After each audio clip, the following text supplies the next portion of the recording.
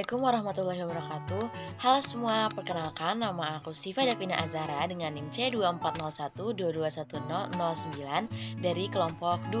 Di sini aku akan menjelaskan terkait praktikum biologi perikanan pada minggu ini.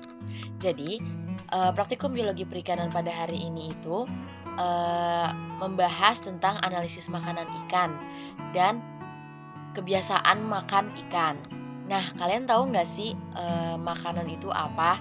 Makanan adalah organisme, bahan maupun zat yang dimanfaatkan ikan untuk menunjang kehidupan dan perkembangan organ tubuhnya. Lalu, kebiasaan makanan atau biasa disebut feeding habit adalah tingkah laku ikan saat mengambil dan mencari makanan. Nah, ikan tuh ada beberapa jenis guys. Ada ikan yang makannya tuh nonstop 24 jam dan ada yang makan hanya pada waktu tertentu aja. Nah, kalau saat-saat ikan aktif, dia mengambil makanan pada 24 jam itu biasanya disebut feeding periodicity. Jadi, ada beberapa tipe-tipe makanan ikan pada umumnya, yaitu ada plankton, nekton, bentos, dan yang terakhir itu ada detritus. Nah, makanannya ikan tuh dibagi beberapa jenis kelompok nih, ada karnivora, omnivora, dan yang terakhir ada herbivora. Urutan makanan pada ikan itu dibagi menjadi 4. Ada makanan utama, makanan pelengkap, makanan tambahan, dan yang terakhir makanan pengganti. Nah, makanan utama adalah makanan yang dimanfaatkan dalam jumlah besar. Dan makanan pelengkap itu makanan yang ditemukan dalam pencernaan, tapi dalam jumlah sedikit. Lalu makanan tambahan yaitu jenis dengan jumlah yang sangat sedikit. Dan yang terakhir itu makanan pengganti. Makanan pengganti yaitu makanan yang dikonsumsi jika makanan utama tidak ada. Materi kali ini kita itu membahas tentang makanan ikan secara alami. Nah, makanan ikan secara alami terdiri dari berbagai jenis tumbuhan dan hewan yang hidup di perairan. Lalu terdapat juga faktor-faktor yang menentukan apakah suatu jenis ikan tersebut memakan suatu organisme.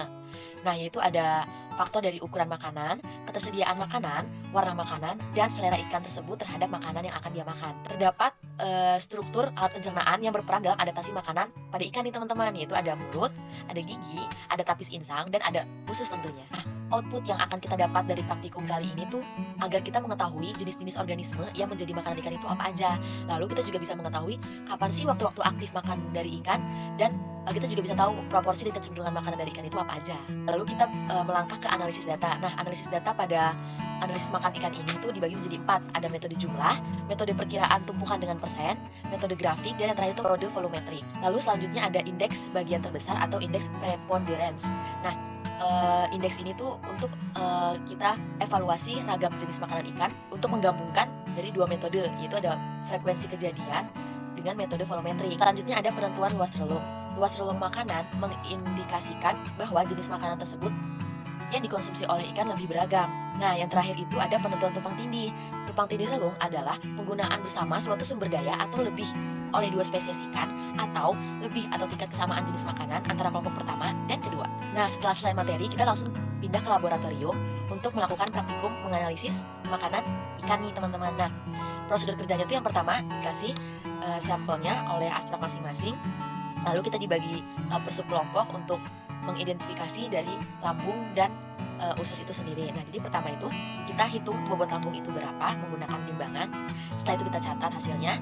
Lalu yang kedua, baru nih kita hitung bobot lambung beserta usus juga. Nah, tapi itu masih ada isinya gitu. Lalu setelah kita menghitung bobot lambung dan usus, kita lanjut untuk menghitung volume dari isi lambung tersebut.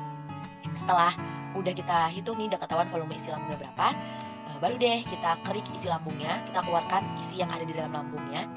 Setelah sudah, baru kita hitung lagi bobot isi lambung dan kita lakukan pengenceran. Jadi isi lambung tadi yang udah kita kerik itu kita lakukan pengenceran dengan menambahkan Aquades 1:4 dengan bobot isi lambung tersebut. Nah, setelah udah kita encerkan, udah ditambahkan Aquades, selanjutnya kita pipet hasil pengenceran tersebut dan kita letakkan nih di kaca preparat. Jadi dalam satu kaca preparat itu ada 3 cover glass. Nah, nanti kita tuh kita teliti tuh satu persatu gitu loh. Nah, setelah udah kita taruh kita letakkan di kaca preparat, baru kita amati dengan mikroskop. Itu kita lakukan selama 3 kali ulangan dengan 5 lapang pandang. Nah, 5 lapang pandang itu tuh kayak di satu cover glass itu tuh kita lihat nih 1, 2, 3, 4, 5 gitu. Jadi kita bisa menemukan berbagai macam organisme yang ada di isi lambung ikan tersebut. Nah, setelah kita menemukan nih organisme apa yang udah kita temukan oleh mikroskop, baru deh kita foto, kita dokumentasikan, lalu kita identifikasi dengan buku IDEN. Setelah kita menemukan nih organisme apa yang ada di mikroskop tadi, terus ada di buku IDEN, nah baru deh kita catat semua hasilnya ke dalam spreadsheet yang udah kita print sebelumnya seperti ini. Nah, ini kan ada banyak nih tabelnya.